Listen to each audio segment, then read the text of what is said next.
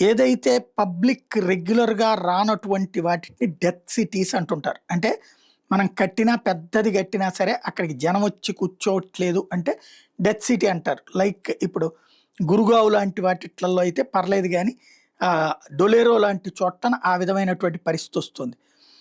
2023 సంవత్సరంలో ఐస్‌లాండ్ దగ్గర కట్టుకొచ్చినటువంటిది బ్రిటన్ తీసుకొచ్చినటువంటి ఏదైతే డెత్ సిటీ ఉందో అది ఇప్పుడు పెద్ద చర్చనీయాంశం అవుతుంది.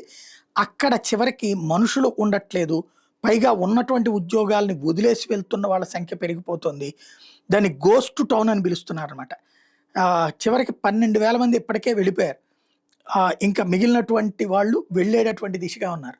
అంటే ఎక్కడో మారుమూల ప్రదేశాల్లో పెట్టి జనాలందరూ అదే వస్తారనుకుంటే రావట్లేదు.